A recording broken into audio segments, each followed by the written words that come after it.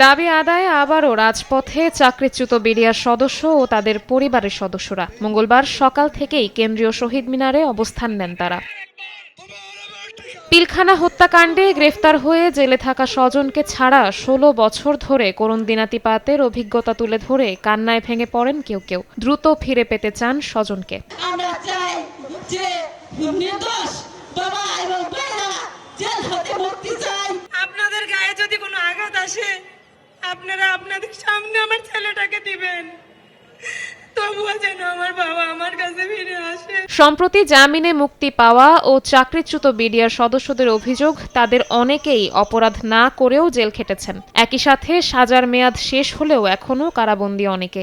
এটা সঠিক তদন্ত করা হোক, সঠিক তদন্ত করে সেটার সঠিক ন্যায় বিচার করা হোক। যতক্ষণ পর্যন্ত আমাদের ন্যায্য দাবি ফিরিয়ে আমাদের চাকরিতে পূর্ণ বহাল করা না হবে, ততক্ষণ পর্যন্ত আমাদের আন্দোলন বিডিআর কল্যাণ পরিষদের ব্যানারে চালিয়ে যাব। 18টি বিশেষ আদালত ও সামারি কোর্ট করে চাকরিচ্যুত সদস্যদের পুনর্বহাল, বন্দীদের মুক্তি এবং বিস্ফোরক মামলা বাতিল সহ 8 দফা দাবি তুলে ধরে বিডিআর কল্যাণ পরিষদ। আমরা মারা গেছে পয়জনে রক্ত দেব, তবু আমরা চাকরি বিরোধ এবং জেলবন্দীদের মুক্তি নিয়ে আমরা ঘরে ফিরবো। আমাদের অধিকার যতক্ষণ পর্যন্ত আমরা ফিরে পাবো না, আমরা ঘরে ফিরে যাব না।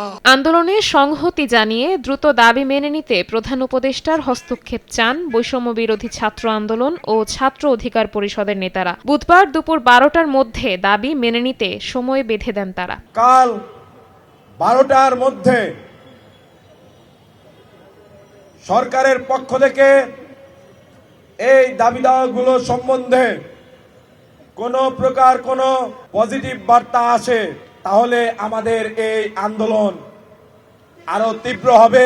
এর আগে গত 9 জানুয়ারি 6 দফা দাবিতে আন্দোলনে নেমেছিল বিডিআর কল্যাণ পরিষদ। তদন্ত কমিশন গঠন ও বিশেষ আদালত বিচার শুরুর পর স্থগিত করা হয়েছিল আন্দোলন। পরে 19 জানুয়ারি জামিন পান 2 শতাধিক সদস্য। শবনব নিবিড়, সময় সংবাদ, ঢাকা।